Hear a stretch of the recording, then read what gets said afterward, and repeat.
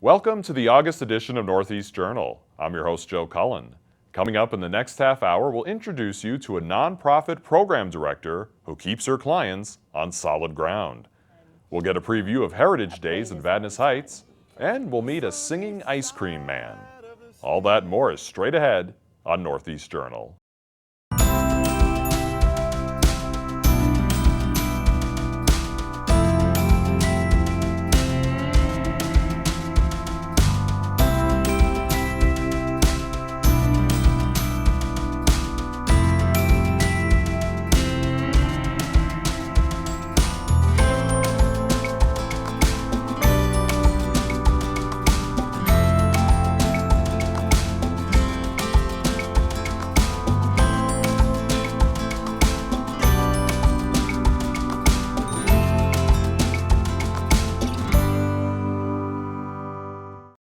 Hello everyone, and welcome to the August edition of Northeast Journal. I'm your host, Joe Cullen.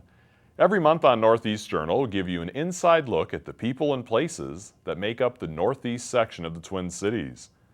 A couple of months ago, we started a series on area nonprofit Solid Ground by chatting with their executive director. Now let's meet the program director of this important community resource that helps families find a home. It's evident that Jazzy Foreman loves showing people where she works. Hi, welcome to Solid Ground. Solid Ground helps families build strong foundations.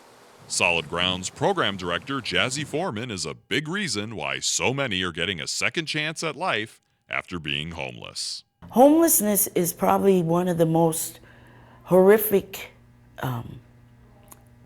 place anyone can end up. When you don't have a lease with your name and a key in a room, in a bed for you and your children to sleep in. Foreman has been the program director at Solid Ground for a little over 3 years. She serves as kind of a central hub with family advocates and other staff reporting to her. She's always on the go. This is our front lobby. She also teaches Solid Ground's DBT classes, which stands for Dialectical Behavioral Therapy, a 6-month class that all residents are required to attend. There's clients in here. It's really about you and how you communicate, how your relationships are, how your emotions are. A lot of times people think, well, that's just the way I am. I get mad. Well, why do you get mad? How do you behave when you get mad? You know, some people don't even know how to feel happy because their emotions have been traumatized. So the dialectical behavioral therapy really helps the person get in touch with how they relate, how they behave and respond in their emotional health. Foreman works closely with the residents and at any moment could be interacting with a child or an adult. And they said, well, what do you like better, youth or adults? And I said, I really like the family. I get the benefit of the whole family, youth, the babies, the children. 1 minute I can hold the baby. 1 minute I'm encouraging a teenager to go to school and get what they need, because their education is the most important thing. And no one can take your education from you. You're the only person that can deny yourself of that. You know what I'm saying? So, and then you get to work with the mom and dad or to help them become what they need to be stable and competent as a family. So I think I have the best world. Foreman keeps up a hectic pace at Solid Ground, but she shows no signs of slowing down or losing her passion to help others. So when you can be a part of having them be able to have a life again, it's amazing, and it just feels good. These aren't sad tears, these are happy tears, you know, when you can do things like that. Switching gears now, an increase in opiate use is leading to an increase in heroin addiction. Area law enforcement are concerned, and as a result, they've assembled a group to speak out about the dangers of addiction. Producer Mary Klein and photographer Nick Anderson have the story. You always knew when Ryan was here. I used to say it was like a freight train coming through the house because his presence was just everywhere. I think about the times that, you know, him sitting at the breakfast bar, you know, telling jokes, and sometimes they were inappropriate, and, you know, but that's how he would try and get a rise out of you. Lori Lewis has known the role of wife, mother, and nurse well, but these days she finds herself in a very different position, one she never imagined. Please welcome Lori Lewis as she comes forward. She's reaching out publicly to discuss the dangers of heroin, but it's what happened in her home where this new and heartbreaking chapter began.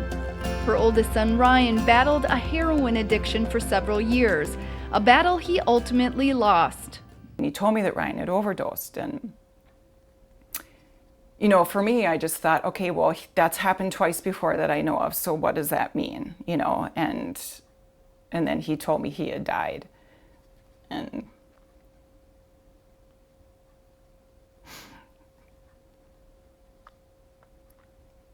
at that point, it's just, you want so bad to be back a minute before, and, you know, it was just hard to hear. I was in shock, you know, because there was no more helping.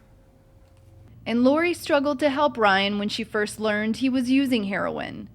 After several overdoses and several stays in treatment facilities, he died just days after entering a sober house. I'm sure he just thought he could use one more time. That's what he would tell us before is, you know what, I want to quit. I want to try and get through this and have a life of recovery, but it's so hard. And I'm sure he thought he could do it just one more time. So our lives are not the same. It's a struggle every single day, and that's why we're talking about it and being very open, is because we don't want any other family to have to go through this. As part of a community partnership, Lori has teamed up with law enforcement to bring awareness to the dangers of addiction. He then told me that my son was dead. He died that morning of a heroin overdose. With drug abuse spiking in the past several years, the forums are designed with a specific message. Addiction can happen to anyone. A lot of people are just unwilling to say, they're saying my child's an honor student, my child's involved in sports and activities, and as a parent I can understand that and say that's what you want for your child, is to be involved in other activities, and you hope that they stay away from some of the dangers that we'll talk about today. What we're seeing is that just isn't the case. I just have always been genetically predisposed to addiction. The increase in heroin use in large part stems from prescription drugs, whether prescribed, purchased, or stolen. According to the Ramsey County Medical Examiner, opiate-related overdose deaths increased in 2014 from 37 to 42. But when the pills run out and the money to get them, abusers find heroin is a much cheaper alternative. At least 11 of these deaths involved heroin, and in Washington County, heroin deaths increased from 1 to 4 in 2014. Then the next logical thing is to jump over to heroin. And that is a jump, because now you're going from, popping a pill, and there's that stigma that goes with it, to either snorting something or eventually shooting it. But once you take that first shot in there, that high, people have described it to me as being so much better than popping the pills that you just instantly, it's there, and it's cheap now, and it's pure. School resource officers John Somweber and Isaac Tuma say historically pot is the most frequently abused illegal substance among teens. They always start out talking about it as marijuana. Why? Because it is the most frequently used illicit drug in the world. Somweber says 4 years ago, students may have heard of heroin, but likely never saw it or knew someone using. But times have changed. The increase of H on the street may be a direct link to the shift. We've seen a very drastic increase in the number of heroin incidents that, as a police department, would respond to. Where when I started as a police officer in 2003, we would maybe have 1, 2, or 3 heroin-related incidents in a year. In the time that's expanded since then to now, I'd say that we maybe have 2 or 3 heroin-type incidents a month. Yeah, growing up. I mean, I kind of had a rough childhood. Corey Clementson is sober and has been for over 4 years, but it took decades of addiction to bring about change. I remember the movie Drugstore Cowboys came out when I was 12. And I saw Matt Dillon shooting Dilaudid in the back seat of the car, and I knew then You know, they have the DARE program or whatever says, yeah, nobody ever says they're going to be a junkie when they grow up or whatever. And I knew then that I was going to be walking down that road, you know. Corey's evolutionary journey into drugs began with alcohol as a child, and when he started using heroin, he often used alcohol and other narcotics simultaneously, causing him to overdose multiple times. The actual experience of overdosing it's nil. It's a blackout. So there's no. You don't remember. Yeah, and that's the thing. You hit a blackout period, and then a knockout period, and then respiratory depression, and you know, of course, if you do enough, you skip the first 2 steps and you go right to the other. Officials say what makes heroin so deadly is failing to realize its potency, and in overdose cases, using the wrong amount. It's something your body builds a tolerance to. So day 1, maybe you use 1 ml, for example, which is 1/5 of a teaspoon. You know, by the time that you're a month or 3 months into it, you need enough 5 or 10 mLs to go ahead and get that same feeling. And so somebody who's using it and says, here, I'll share it with you, they're already tolerant. And if they give it to somebody who's what we call opiate naive or has not used to having those types of drugs and not developed tolerance, that dose can kill them. Survivors, those left behind after a fatal overdose, often wonder what they could or should have done differently, questions Lori Lewis asks herself every day. You know, holidays and family get-togethers are very, very hard. Ryan would have been 24 this past March, and though Lori has made her family's story very public, they endure a very private struggle. His sister asked if she could have that, and she wants to learn how to play guitar too. She hopes by helping other families avoid her painful reality, she may begin a new chapter of healing, hope, and change. I think about him every minute of every day, and that's hard too because I'm so consumed with it.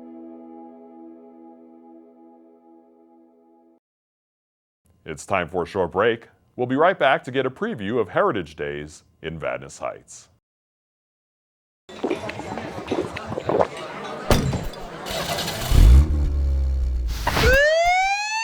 Extra DWI enforcement is now being served on Minnesota roads. Don't be what you drink. Welcome back to Northeast Journal. Heritage Days is a popular community celebration that takes place every August in Vadnais Heights. This year is the 40th anniversary of Heritage Days, and it runs August 13th through the 16th. With me now to talk more about Heritage Days is Recreation Supervisor Bridget Nault and Recreation Assistant Jessica Currier. I want to thank both of you so much for being with me here today on Northeast Journal. And I know, Bridget, you've been on many times in the past. I understand, Jessica, you're relatively new to the job, but you've been in it for a little over a year, so you kind of know what Heritage Days is all about, having already been through one. And for those who are watching at home who maybe don't know what Heritage Days is, can you just tell us a little bit about it? Sure. It's our city's community celebration where members of the community, organizations, businesses all come together and support this annual festival. And we have a variety of activities for people of all ages, from our senior picnic to free games for the kids, and wonderful music in the evenings, and even a children's band in the afternoon. But Booyah, of course, is a big part of Heritage Days in our history. And again, it is our 40th year. We started it the bicentennial year. And again, Booyah is a very popular thing on Sunday. And the Lions also are a very significant part of the festival planning. And they have a variety of things, including pig roast and different activities. So we want the whole community to come out, and we also get people who have once lived in Vadnais Heights who come back and see a lot of their friends each year during Heritage Day. So. Yeah, I've noticed that in the past when I've been there. There's like a nice mix of people. I know myself, my family likes to travel around sometimes on the weekends and hit different festivals, but yet obviously you have a lot of people who live right in the community that just walk there. And before we get too much further, you mentioned Booyah, and I think I ask this every year. I mean, I suppose most Minnesotans probably know what Booyah is, but I know myself, when I first moved to Minnesota, I had no idea what it was. Can you tell us a little bit about that? Yeah, it's meat and potatoes and vegetable stew, and very popular. And people, you can come and get an individual dish, or people come with containers, and they enjoy it all fall and winter long. So we start selling that on Sunday morning at 8 a.m. and we sell it until it's gone. So the Fire Relief Association really enjoys this long tradition, and you know, they definitely want everyone to come out for it. So, and we think our recipe is really just a little bit above average. So, as Garrison Keeler would say, doesn't always last that long. I know I've seen it before where people sells out. Go and it's already gone. Yep. So, what are some of the new events this year that people can look forward to? New this year, we'll have some food trucks on Friday night, 5:30 to 7:30. That'll be at Community Park. We'll have Asian Invasion, Pepper Jack's Grilled Philly Express, and then Kono Ice as well. And also big, it would be a movie in the park at Community Park. And so that'll start at dusk, and it's Despicable Me. We'll sell popcorn and root beer and water. So come out, bring a blanket and a lawn chair, and that's sponsored by F&M Bank. And then also coming back on Saturday, we had a hiatus last year from it, but the popular children's games, watermelon and coloring contest. So you can find more information about that online too, and print out a coloring contest for your kid, and join us at Community Park. That's 10:30 to 1 p.m. and that's sponsored by our Lions Club. And donations are accepted.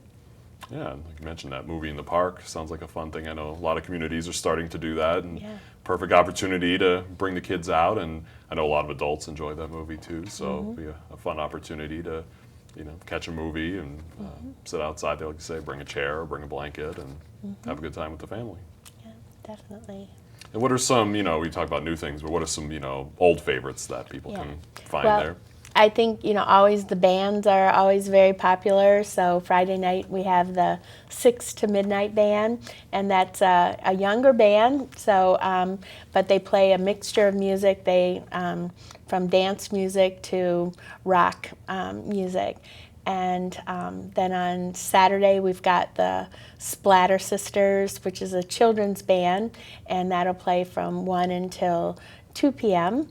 And that's directly following the children's games. And before the children's games, we have a kiddie parade that is open to all children 14 and under, and that's a fun activity too.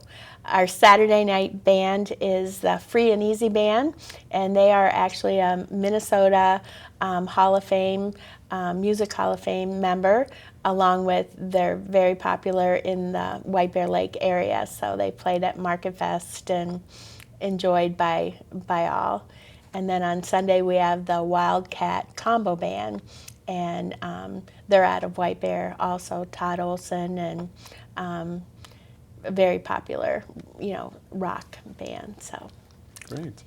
Now, I know, Jessica, as we mentioned, you know, you started last year in your job, I think you said in April, so that was your first Heritage Days last summer. What were your initial impressions of the event? Oh, I thought it was fantastic. They're just a great community organization, great community event, lots of people coming out and enjoying what Vadnais Heights is all about, and a lot of engagement, and people of all ages were there celebrating it, just a nice turnout. So it was really fun to be a part of it, and looking forward to it this year as well.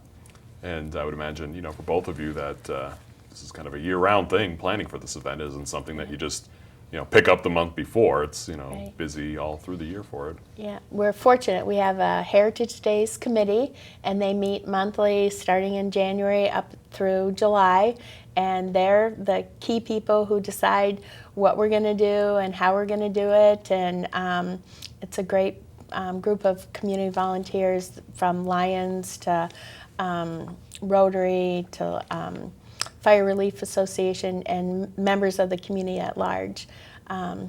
and they brought some great new ideas to our festival. And in addition to the volunteers, we have many businesses that donate to Heritage Days every year, and we're very grateful for that, because that's what gives us the ability to run the festival, is all their community donations and support. So we're, again, very, very grateful for that.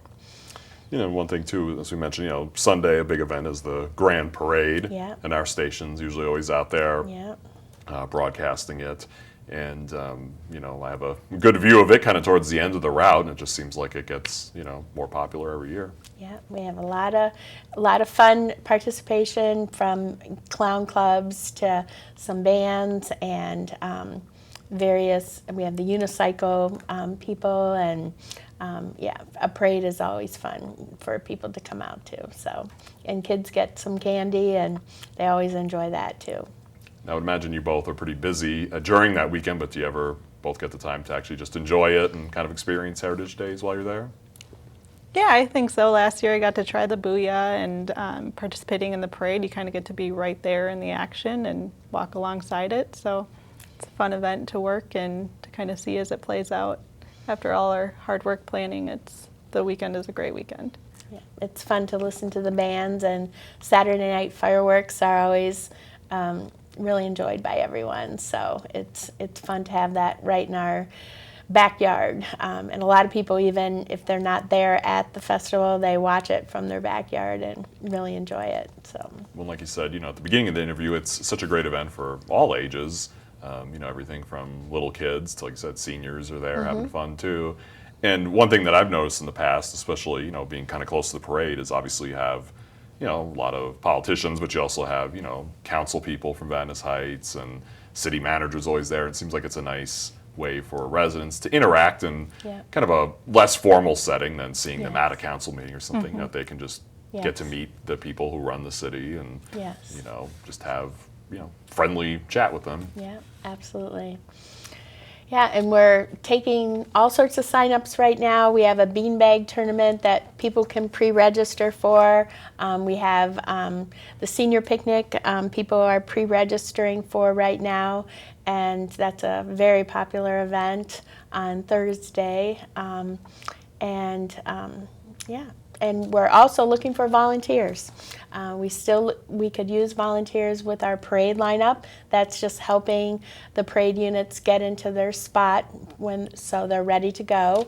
And then also for our run, if there are any avid runners out there who would like to help out with the run, with registration and other things, just call us at City Hall, and we'll be happy to get you plugged in. So. All right, well, Bridget and Jessica, I'm afraid we're out of time, but I want to thank both of you so much. And if people want more information, can they, go to the city's website or anything? Yeah, definitely go online and check us out. We're at www.cityvenice.com, and you'll click on the Heritage Days page to find our full schedule. And also follow us on Facebook, search Venice Heights Heritage Days, and like us, and we'll be posting throughout the weekend about various events and leading up to it as well. I understand too, speaking of Facebook, there's a photo contest too that I know you've had in the past that seems popular. People can take part in and see the photos on Facebook and everything. So yeah, we encourage people to go to cityvenice.com, get all the info about Heritage Days. And we look forward to seeing you both there, and I'm sure we'll be chatting with you again in the future about the next Heritage Days. Yes. All right, thanks a lot. Thank you. Thank you. And it's time for another short break. We'll be right back with more of Northeast Journal in just a minute.